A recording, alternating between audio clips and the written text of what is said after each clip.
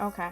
So I just wanted to start off talking about my life when growing up. So I basically grew up in church. This is nothing new to me. It never was. Just my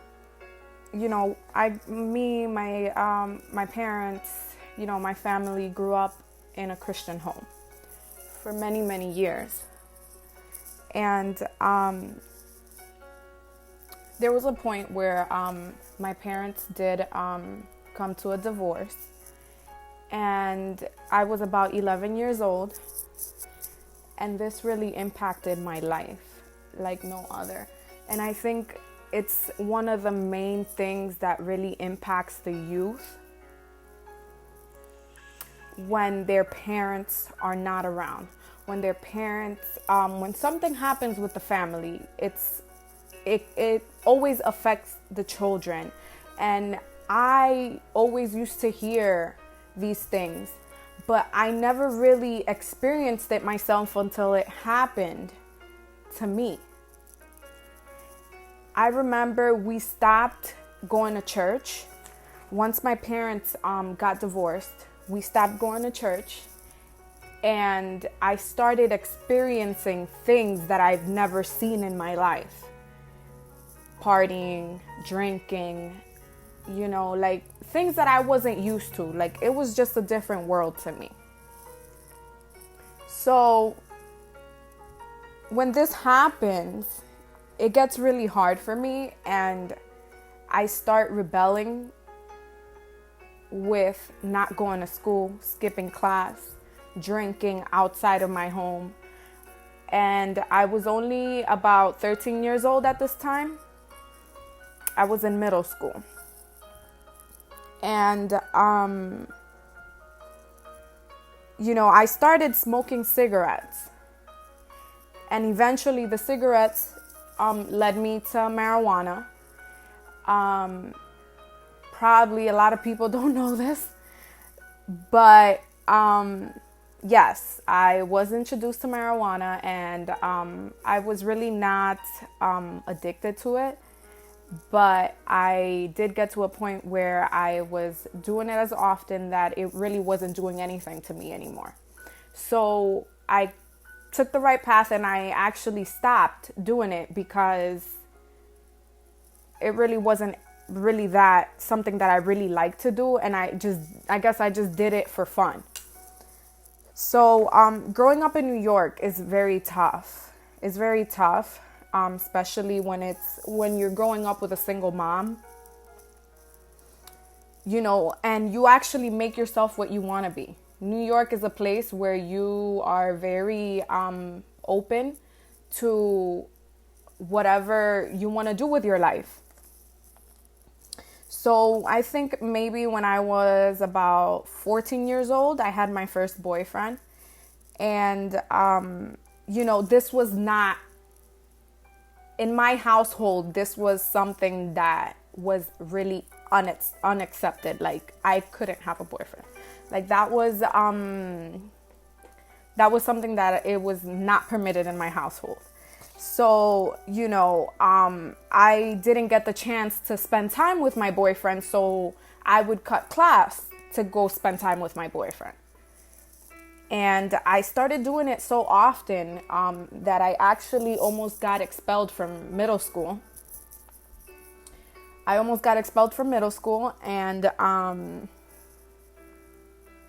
I put my mom in a tough situation because she was already raising 4 of us, and it got to the point where DCF got involved and all of this stuff. So it was a nightmare. Eventually the principal from the school told me that if I didn't do better, he would send me to a really bad school. The school, I really forgot the name of it, but I know it's in on Suffin. It's a really bad school. It's like the worst school for you to actually, it's known. I think it's IS 108, if I'm not mistaken. When the principal told me that, I was like, okay, well, now I have no option. I have to change. So I actually graduated from middle school. I got certificates for the most changing student. I forgot what that was. What's the word for it? So once I get into high school, I chose the wrong high school, I guess. High school wasn't something that I really liked, I guess. I mean, after being like this, doing this in middle school and seeing how more, I guess getting out of high school was even more easier than leaving middle school, cutting class. It was a lot easier in high school than it was in middle school. Everyone knows that after 12 o'clock, the cops can't tell you anything. You can do whatever you want. You can leave school. So it got to the point where I was just not going to school at all. Like, I cut class so much that I was just not going to school at all. So I guess high school was a little worse. Sorry, I got some pages here. I got some bullet points I'm going by. But high school was quite an experience. Freshman year, I was in and out of school. So my mom decided to move us to Long Island. So we end up moving to Long Island, and Long Island was tough. Long Island, I couldn't leave school if I didn't have a letter written by my parents, or, my mom had called the school for me to walk out. Security guards in every door. So it was completely complicated. The security guards would ask you for the letter or your excuse form or whatever it was called. So I had to stay in school.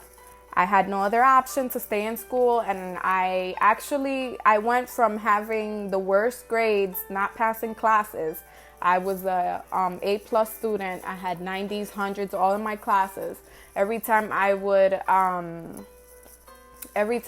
not pass a class, I would always, or a test, I would always go back with the teacher and always have the teacher help me. Like, I really was into school.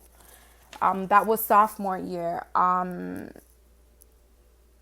When I go into 11th grade, we actually moved back to Queens.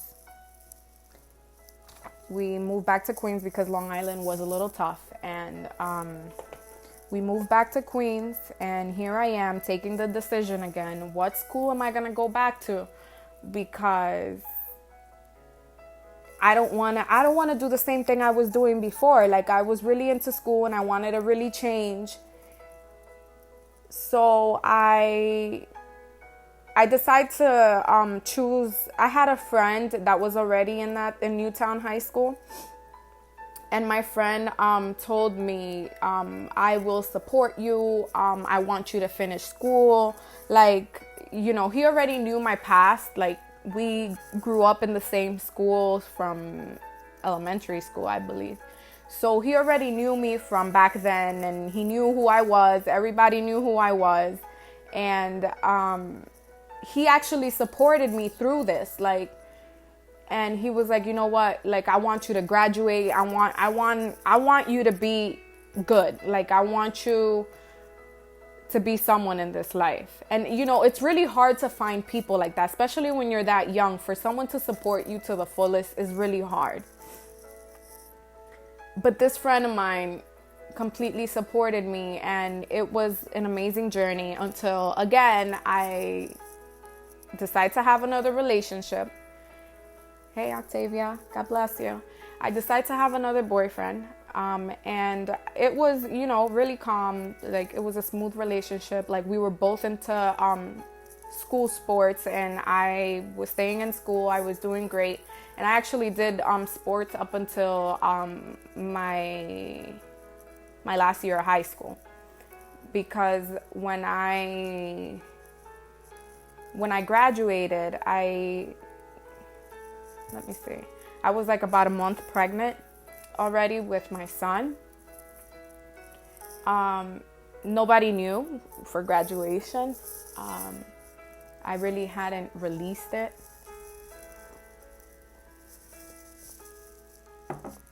And when I actually face reality, when I am 18 years old, and you think about it, I'm pregnant. 18 years old, what am I thinking? Planning out a child because my son was not a mistake. And I always tell everybody that because, people tell you, oh yes, whatever your significant other tells you, yes, I'm going to be there for you. When things get real and at the end of the day, the person doesn't want the child, doesn't want to continue with whatever, decision we made at one point together, it's tough. It's tough because then you're like, my parents taught me well. Like, I'm not going to just have an abortion because you tell me to do so. This is my body. I decide what I want to do with my body. And it's hard because at the age of 18, you're like, okay, well, what am I thinking? Like, why do I want to keep this baby? That's the mentality that a lot of youth has nowadays. Why would I want to keep this baby? I'm only 18. Why am I doing this to myself? But I really had my mother's support all the way. Like, when I was pregnant, I received so many threats for having this child. Like, there was no other. It was very traumatic for me. Being pregnant was not something easy. Like, there was sometimes that I experienced not starvation, but there was days that me being pregnant, there was nowhere for us to grab enough food to eat. Like, it was a struggle. My mother would not eat just to have us eat. Like, it was tough. Like, my mother was already raising 4 children on her own. And then for me to bring the 5th child, my mom was going to be the one supporting us. And she always told me, she always gave me the right advice. Like, it was not because I didn't have advice. It wasn't because nobody told me anything. People told me anything. It told me things, People told me things. And I was, my head, being hard-headed, not listening to anybody, not listening to the older people. I got myself into so many things that I probably would have avoided if I would have listened. But this is where the rebellion of us as young adults confuse it, and glory to God if you're not one of those. But I know I'm talking to somebody over here. I don't, the Lord put this in my heart. Like, I have not a lot of people know about what I went through. Like, people would probably see her on Facebook, you see everything on Facebook. People put things on Facebook that they're probably not even living. But this was a situation where I struggled all 9 months. But I did it. And I have a handsome 7-year-old that I wouldn't change the world for anything else. Like, he made me learn so many things, and in him I see so many things and differently. Like, he's such a smart boy. I'm raising a smart boy. Like, it's, I just think sometimes you sit down and think about things, but then you're like, okay, well, I really made the right decision. So,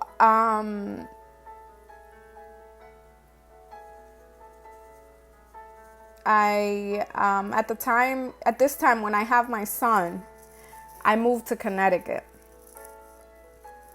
where I'm currently residing. My son was about 3 weeks old, and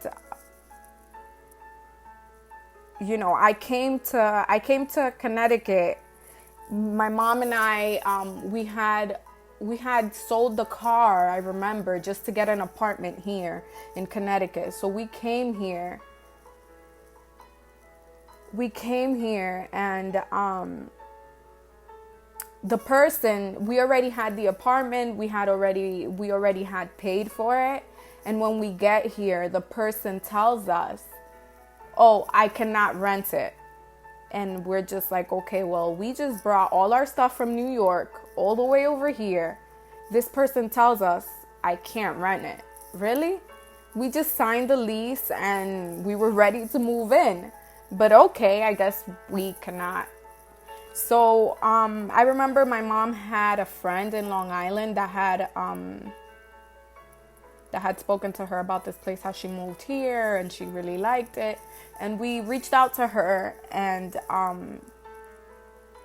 good Lord, she let us stay there until we found a place where to stay.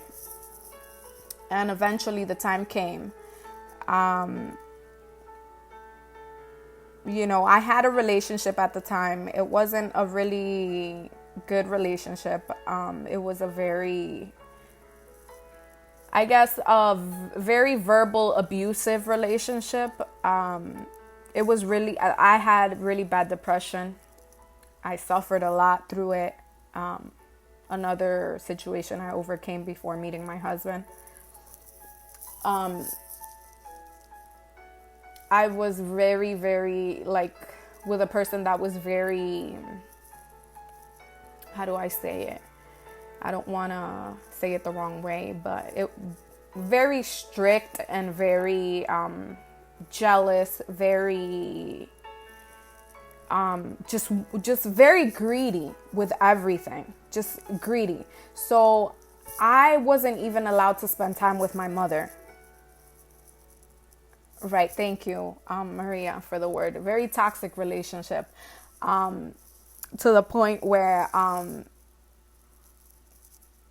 he wouldn't allow me to spend time with my mom.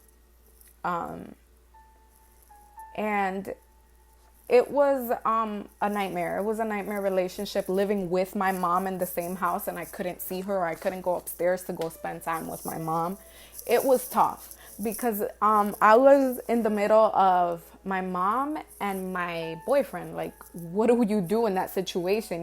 There's certain things that, you're already a grown woman.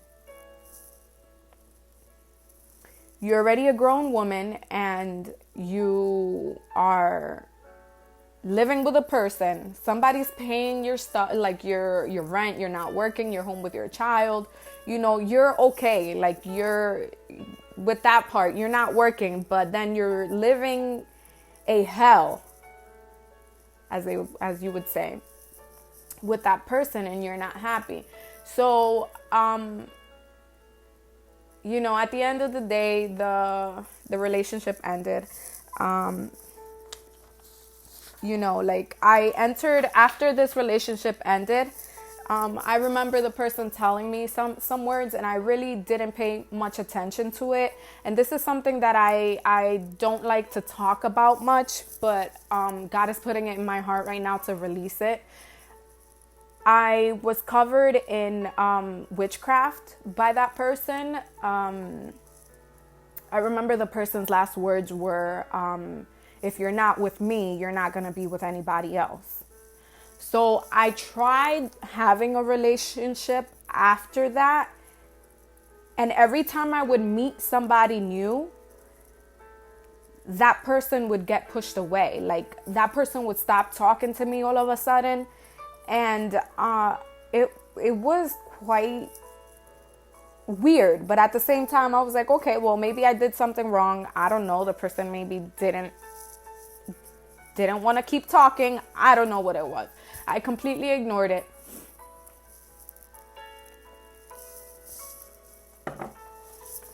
And it got to the point where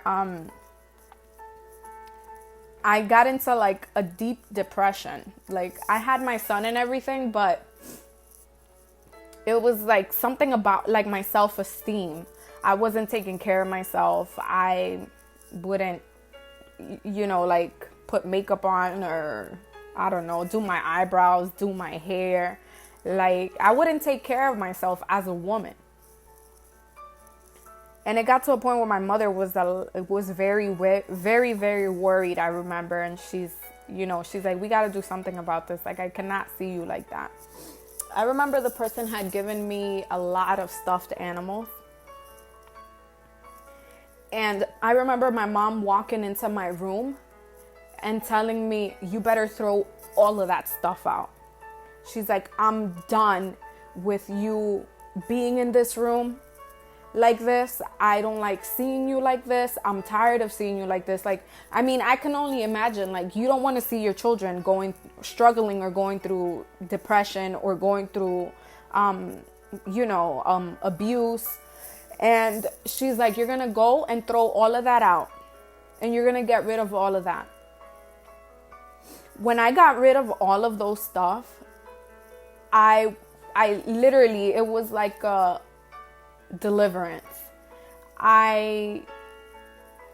Everything got back to normal right away. Like, it was like an awakening.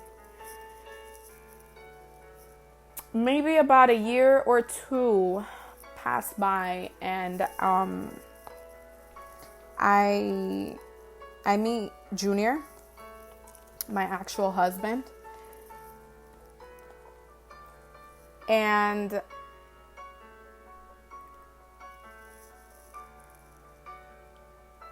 this was a very tough moment of my life when I met him. He literally came to change my life. Like, I was so traumatized with all the abuse that I wanted to do it to him. Like, he was kind of like somebody where you're going through something, you went through something, but now you want to do it back to somebody.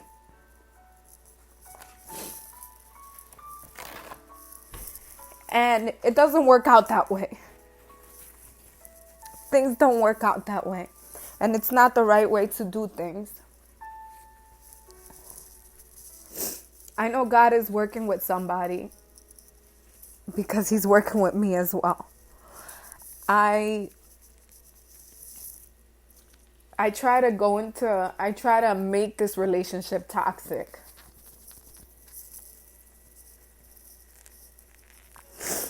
But there was something about it that it was not working out. Like, no, it's not going to happen. You're not going to do this. He's not the person. Like, he's not the one that did all that abuse to you. And since I met Junior, Junior has always valued me. No matter if we were in the world before, even being in the world, he has always valued me as a woman. So when I met Junior, let me start talking about how I met Junior. I met him through one of my distant cousins that lives out here in Connecticut. My husband is a barber. So my cousin tells me, oh, where do you take your son to get a haircut? Let me rewind a little bit. Sorry, guys. I got a little too emotional. Let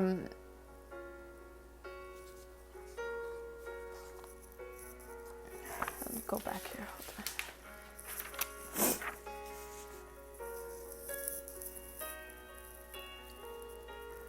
So, how I met him. I was never the type of person to,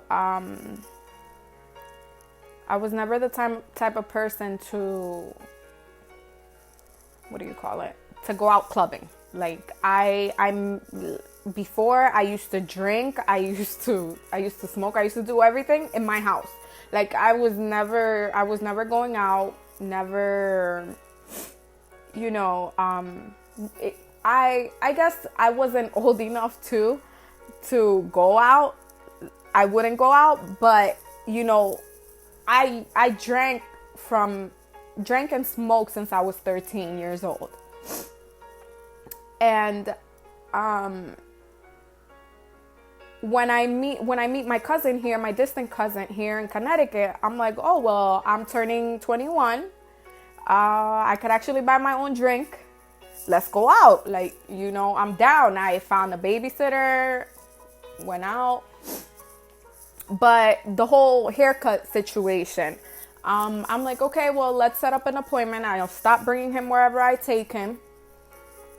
And I'll bring him he tells me, he's like, we'll take him to the best barber in Danbury. I'm like, okay, well, you know, he cuts his hair with him. I'm assuming, you know, my cousin is the type of person that he likes to look neat. So I'm like, okay, well, maybe he is, I don't know, whatever. I don't know about haircuts, guys. I take my son and we get a haircut. We exchange numbers. I'm like, well, can I have your number so I can schedule the appointments myself? I don't have to, you know, schedule them through my cousin. So that's how it all started. We started talking. I don't even know how the conversation started about me and him, but we started talking. The week of my birthday, we start, I guess, hanging out. We had like, you know, like you just go out with that person. You're gonna go out for some drinks, and that's what you do, right? So it turned out to a crazy night. I didn't get home till like 10 in the morning the next day. My mother wanted to kill me, but it was worth it. Here I am with the love of my life. But the point here is I wasn't ready for a relationship.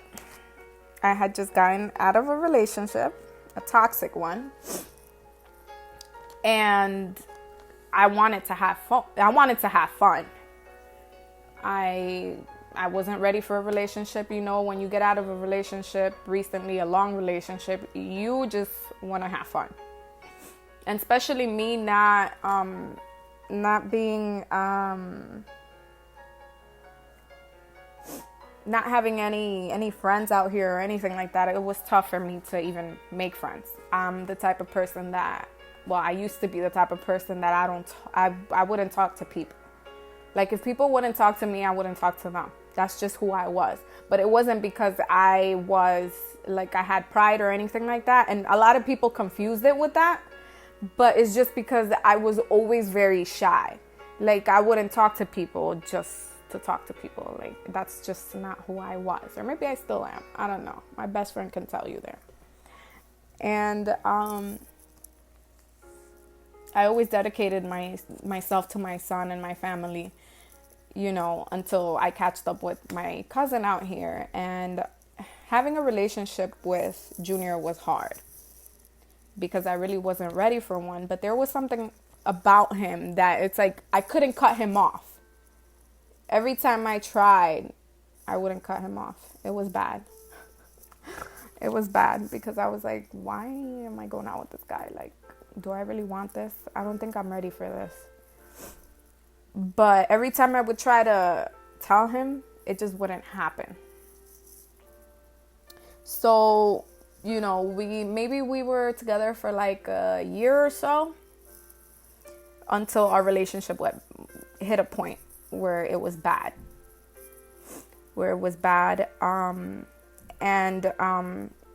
It got to the point where it was almost a little violent because we would go out on our own ways. Like if he was going out to, and I'm going to mention the places that we used to go to. If he would go to Millennial, I would go to Copacabana. Like it was two different ways. We would never go out together to the same place.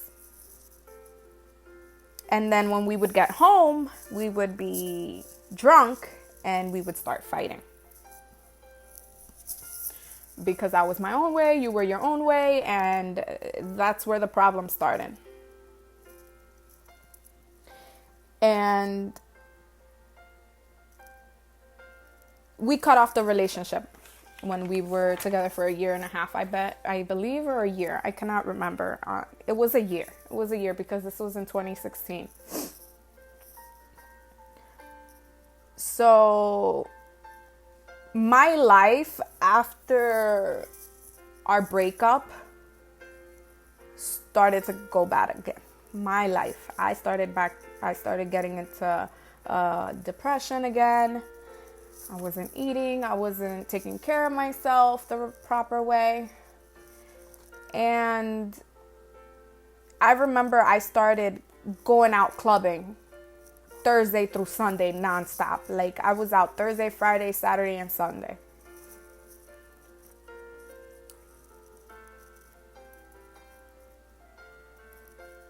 And I wouldn't come back home until the next day. So this is the reason why, as well, Junior didn't want to continue the relationship. So we put an end to it. I continue to go clubbing, parties, drinking.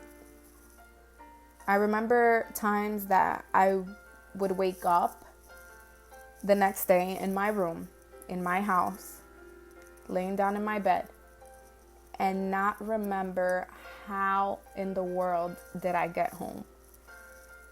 This is where I hit the point where I was like, okay, it's enough. But I would keep on doing it. I would regret it the day, and then I would keep doing it. It's like when a person drinks too much and they wake up with the illest hungover, and they're just like, I'm not drinking again. Like, I don't want to know anything about alcohol. That's the same thing I was experiencing. I was having a good time. I was going out. I was getting way too drunk. I wouldn't remember how I would get home, but then I would keep on doing it. So I remember Junior calls me or texts me. I cannot remember. First thing I thought was, oh, well, maybe we're going to work things out. We're going to get back together. Maybe, he wants to fix things. We could probably fix whatever where we left off.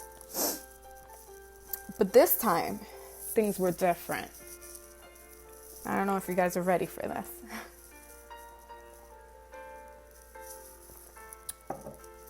This time, the man walks into my house and we're talking. And he tells me, I repented. I accepted Christ.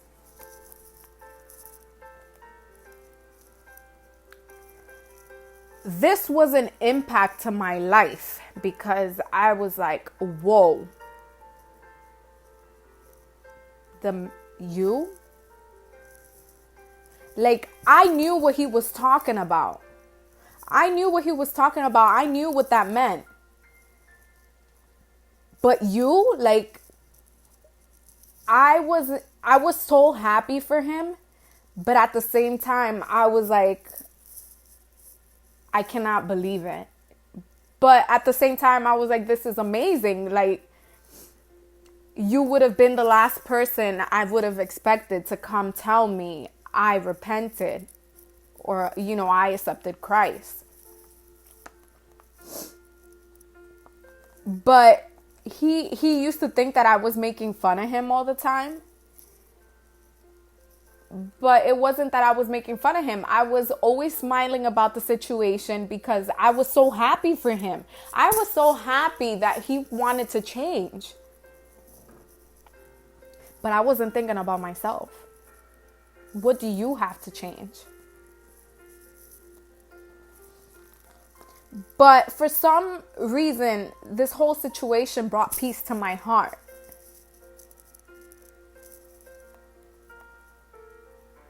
It brought peace to my heart because I felt something different coming our way.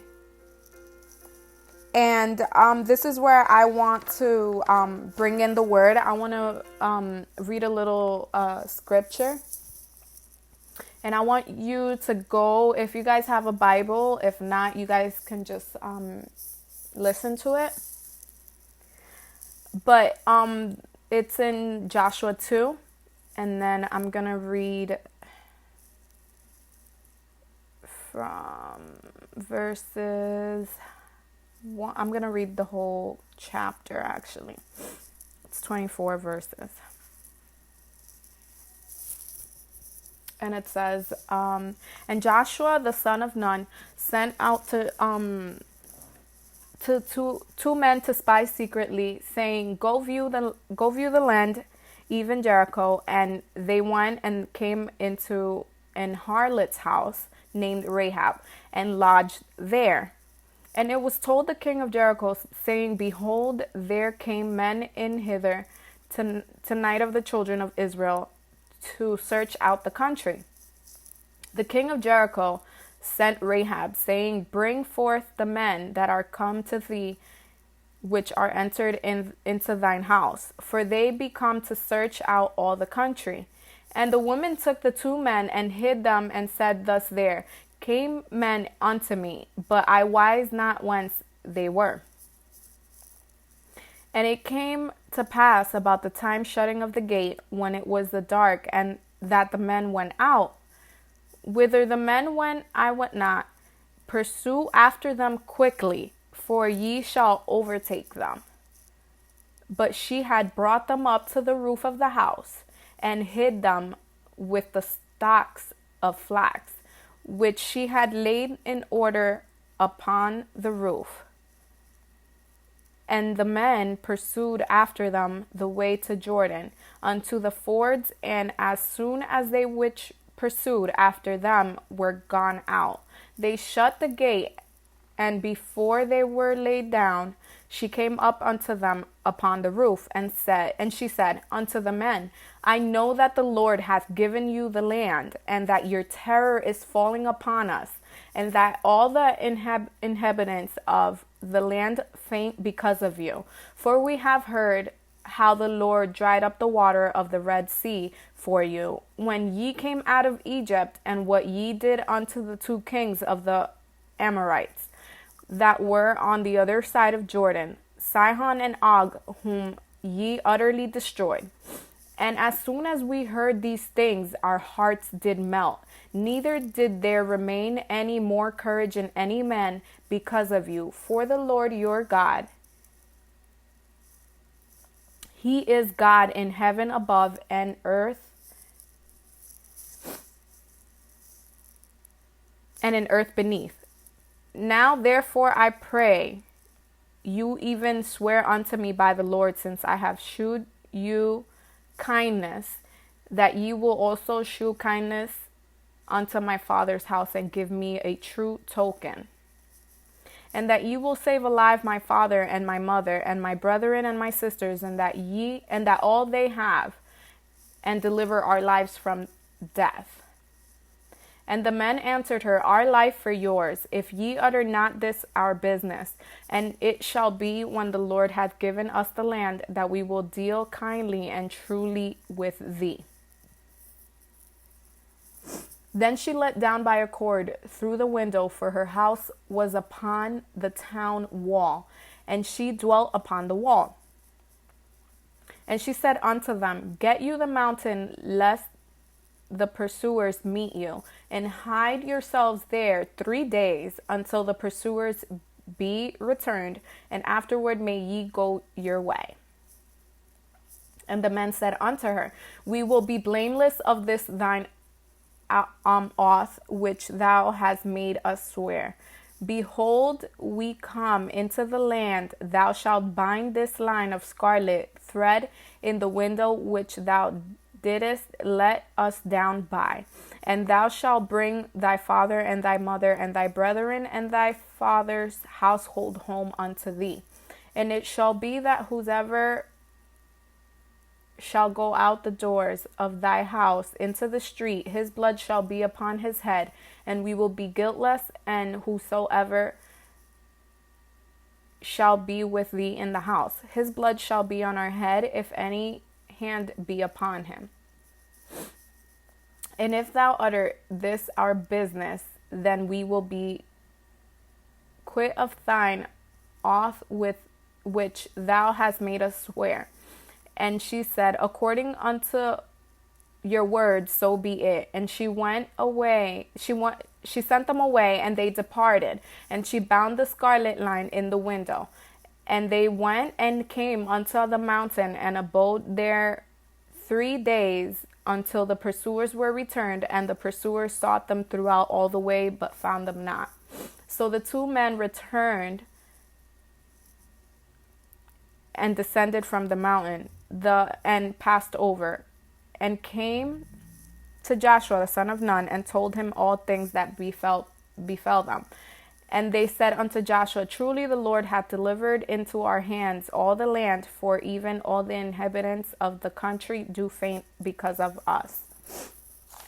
So I know a lot of people left when I started reading that, but that's okay. I just want to compare this word to my testimony, because, and it's going in deeply more into who Rahab was. Rahab is described in the Bible as a harlot, in other words, a prostitute, or a woman who has many encounters or relationships. So not because of that, but because how she reacted to these men.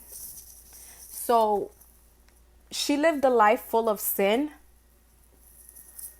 She wasn't liked by her own town because of what she did for a living. But these 2 spies were sent by Joshua to spy on the land of Jericho and filter themselves at her house as men who normally would visit Rahab. I think God already had a purpose with Rahab sending these 2 spies to her house.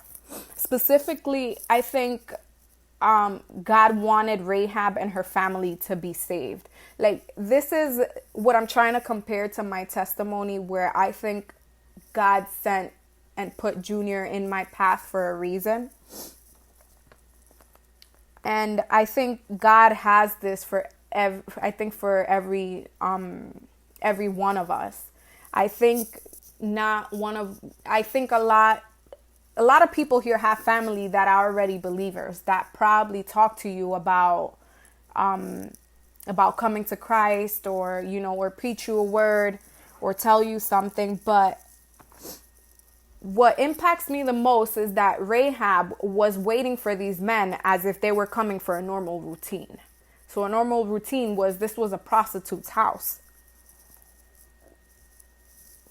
She was already used to men coming to her house and already doing what they have to do.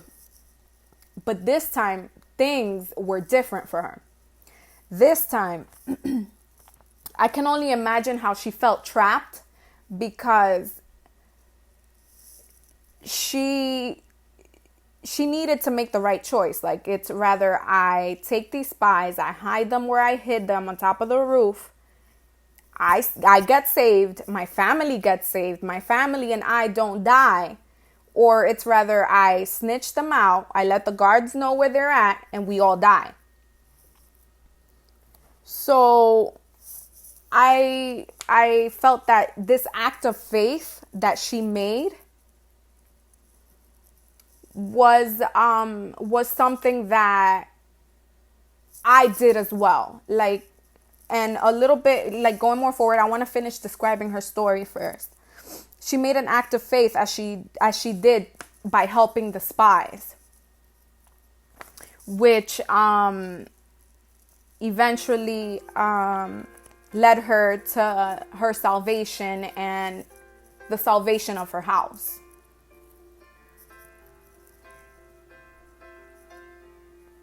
She asked for mercy upon her life and her family. And of course, she humbled herself unto God and understood on verse 11, 9 through 11, she understood that God was the God of heavens and the earth. That there was nobody else that had the power, because they were all terrorized and they were all amazed by what God had did already by drying up the red waters of the sea for the Israelites to pass when they left Egypt. So at this point in my life, I think I was feeling the same way. I was trapped. Like I didn't have a choice. Like I felt like this was God's last chance of mercy to me. And as this was like, I felt that I had to surrender. As things go by, like I had said last, when it really sinks in about Junior being a Christian and me not being able to be with him unless I become a Christian, because I was still doing worldly things, our relationship couldn't continue. Like that's just how, we wanted to respect our beliefs. I go back again and I go back into depression, and it really attacked me really bad, not being able to be with him, number one, and not being with him anymore. And it felt like I was missing something. I had never felt this way for anyone. Like I knew there was something different about this relationship. And then it got to a point where I felt trapped like Rahab, where I thought deeply about things, and because I was in deep sin, and I didn't understand why specifically at this point of my life I was losing so many things. I lost my boyfriend. I was close to getting evicted from my house, from my apartment that we used to live in with my mom and my aunt and two other people. I was short. I think I had I was maybe 3 months behind in rent. At this point, I think I was hitting a point where God was literally wanting me to humble myself onto him with everything that was going around me, like everything that was happening to me back to back. I still felt like if I wasn't ready to leave the streets, because I enjoyed doing things of the world. It gets to a point where things keep happening to me back to back so much that I remember I used to work at the mall, and whoever works at the mall knows that the best months of the year, or the best month of the year to work, is during the holidays. November and December are the best months to work when you're at the mall. You work overnight shifts, you make good money. That's like the only chance you have to make good money, because they don't pay good. I don't know about now, but things have changed.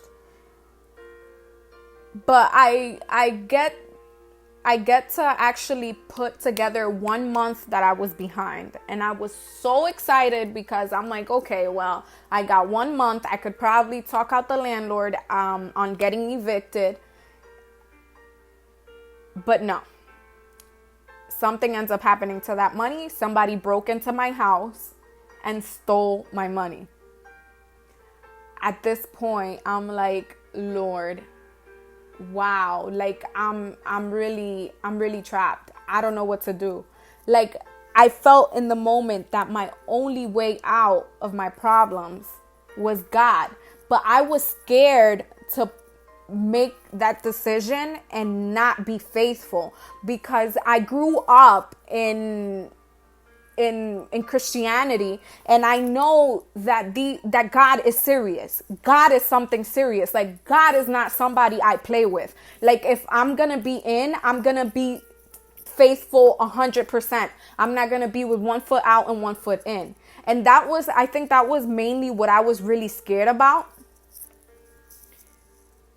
Not giving myself in completely. Like I don't want to be, my thoughts were, I don't want to be the type of Christian that I'm going to be in church and I'm going to be drinking. Like that's not what I want to do.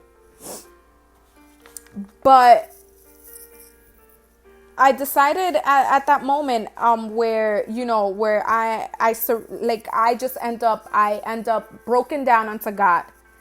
I surrendered, and I remember how, we spoke about Rahab surrendering, and I asked God to put his hand over my situation, that I was just surrendering everything unto him. Like, I understood that I couldn't do this on my own, that I needed his strength. I needed his help. I couldn't continue without him. I want to see a miracle. I want things to change. I don't want to be like this anymore. Like, I'm tired of living this life that doesn't satisfy anything but the moment. So at that moment, I decided to call Junior, and I told him that I wanted to go to church. I remember after he came to Christ, it was a point where we stopped talking. We stopped talking because, we just wanted to stay away from each other. Like, it wasn't good for me to be close to him or for him to be close to me. It was something that it was just, you stay over there, I stay on my side. He was freshly new in the things of God, like, he didn't want to sin. Being around me was like a problem, like, he had to avoid things. So, and I remember I call him and I'm like, yo, I want to go to church. Like, I don't care if we're not talking right now. I just want to go to church. So at that moment, when I decide that I want to go back to church, I'm not thinking that I'm going to say, that I'm going to repent. I'm not thinking anything like that. I just want to feel God. Like, I just want to feel his presence. Just take me to a church. And I remember at that point, I think we were going, I actually, before getting mad, I had promised him that I was going to go with him to this service, because it was one of his cousins from DR that was actually preaching in a church, and we wanted to go see him. I had seen him before because they brought him to my actual church right now. They brought him to that church, and I had visited once before being Christian, and I actually liked how he preached, and I was like, okay, well, you know what? I really want to go. Like, I feel really happy about this. Well, we planned the trip. We're still sitting in this car. We're not talking to each other. And he was actually trying to talk to me and actually, make peace, and at least to walk into a church and not be mad at each other. But I kept giving him attitude. I didn't want to make peace. I was very mad. But he was really caught by surprise because, as I mentioned, we were not talking. We were actually mad at each other. And I cannot remember the reason why. But powerful things happened that night. I remember God healed him from, we don't even know what he had, but I know he got healed. We know that he was healed because we were addicted to smoking hookah. And I remember when I met him, I stopped smoking cigarettes because he didn't like the smell, and he got me onto hookah. But let me tell you this, when he had been smoking hookah for so many years, before coming to Christ, when he would spit, he was already spitting blood. When he's spitting this blood, he's always blaming it on his teeth. He's always saying, oh, it's probably my gums, whatever. It wasn't his gums. And I remember that night, whoever placed his hands on him just told him that he was being healed from something with his blood cells. And it was such an amazing night. I came to Christ. I accepted Christ after seeing all the deliverance, after seeing all the healings.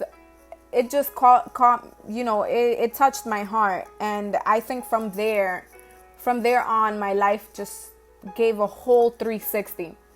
I remember, remember how I was talking about how we were not talking to each other. We were mad at each other. I remember when his cousin put his hand over me, when he prayed for me, and he was like, we did the prayer together of accepting Christ. And when he puts his hand over me, he's like, he calls Junior, and he's like, Primo, come, grab your wife. I was like, your wife? He's not even my boyfriend. So from there, after I thought about it, I was like, okay, well, this was a prophecy that I really wasn't paying attention to, where I guess I was too new to this to actually catch on, I guess. But when he said that, I looked at him weird, and I was like, oh, well, okay. And, we hugged each other. We said sorry to each other. We apologized for everything. It was just such a beautiful deliverance. When I remember after everything happened, we weren't in a relationship. We had broken up due to the drinking and everything. But for some reason, after maybe 2 or 3 months, we ended up under the same roof. And it was just God doing things slowly, putting the puzzle all back together where it belonged.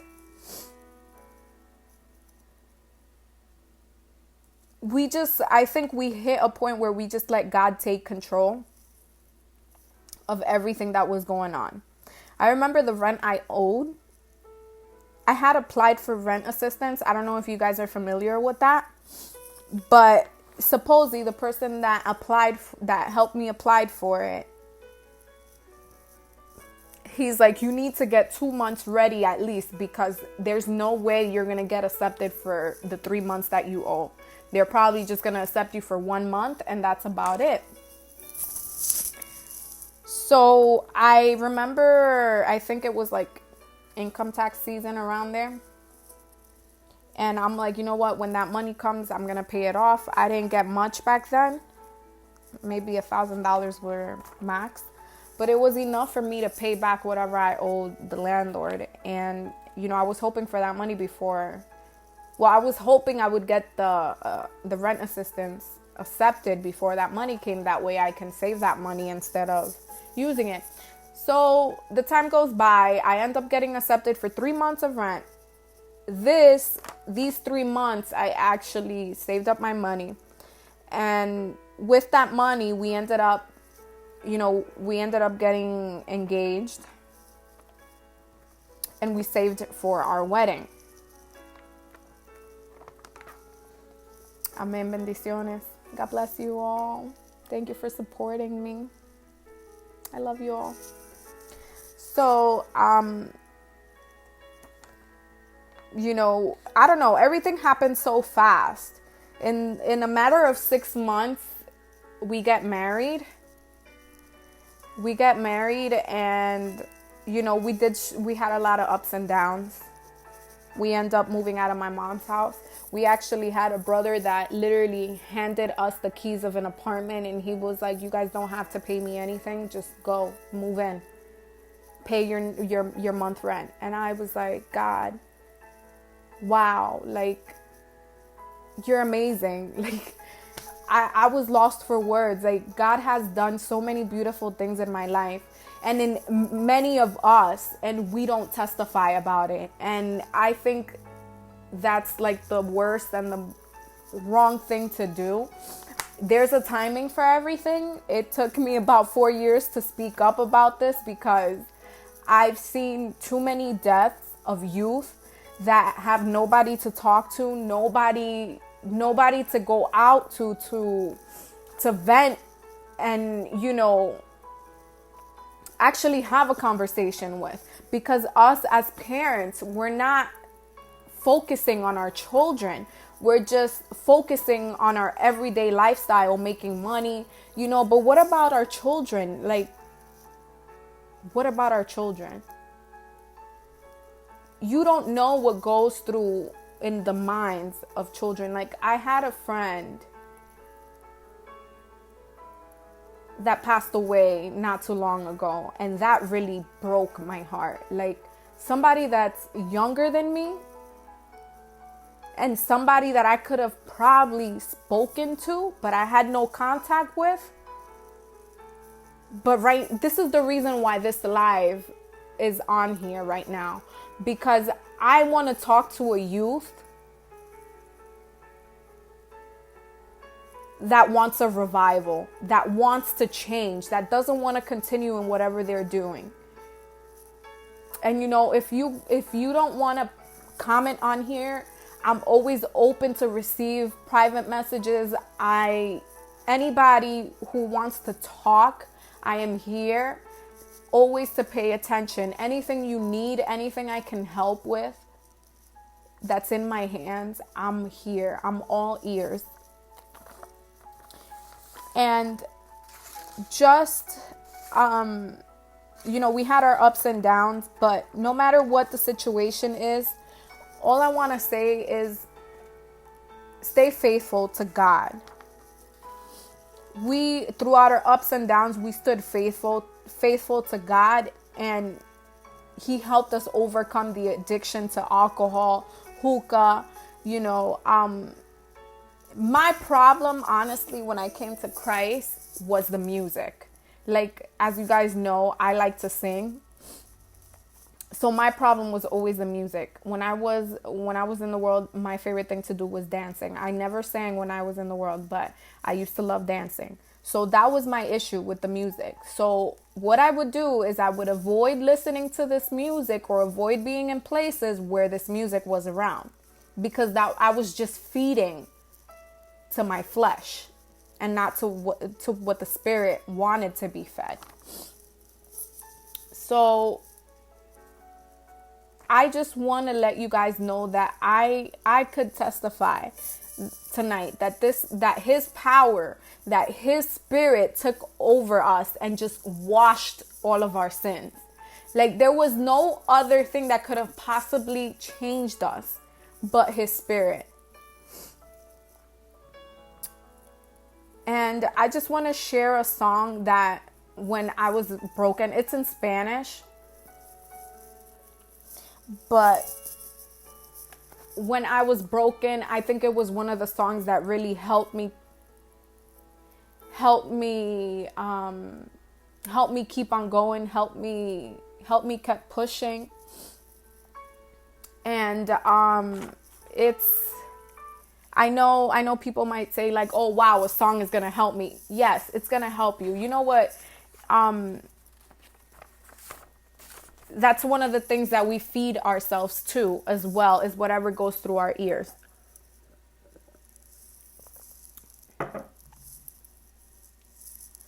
And let me just look for it. Give me one moment, guys.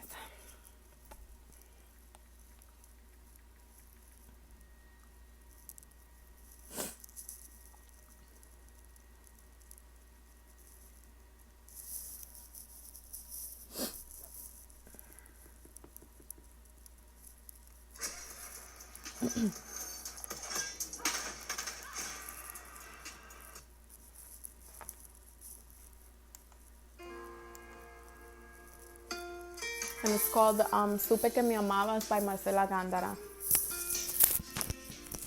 I'm going to take this off a little bit. Can you guys hear me?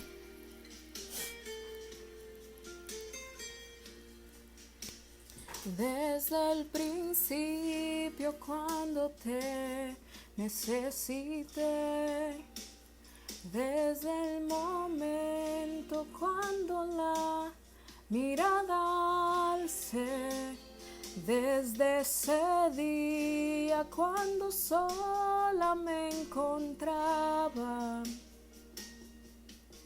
cuando tu mirada en mí se fue a poner, supe que me amabas, lo entendí, supe que buscabas más de mí. tiempo me esperaste y no llegué. Supe que me amabas, aunque huí y lejos de tu casa yo me fui. Y con un beso y con amor me regalaste tu perdón y estoy aquí. Aleluya.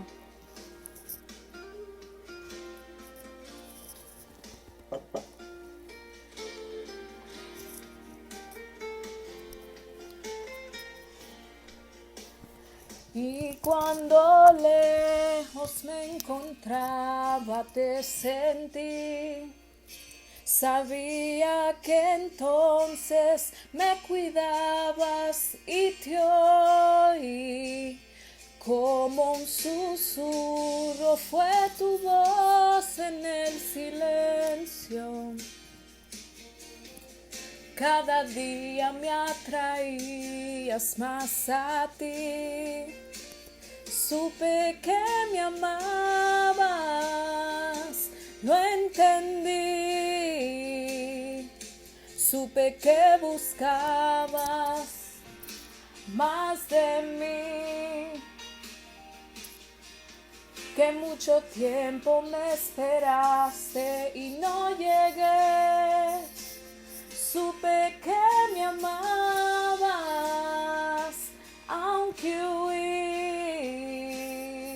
y lejos de tu casa yo me fui. Y con un beso y con amor me regalaste tu perdón. Supe que me amabas, lo entendí.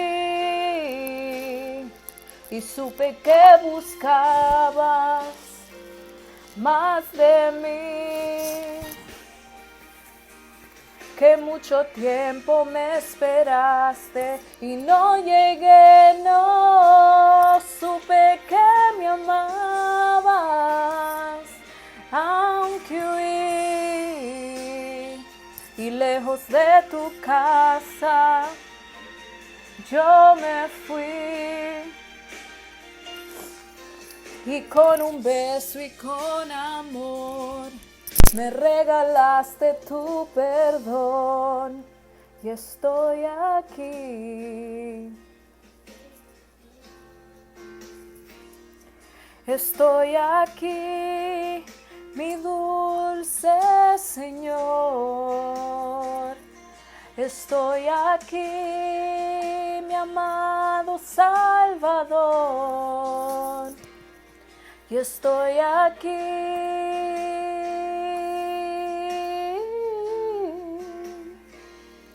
Estoy aquí. Wow.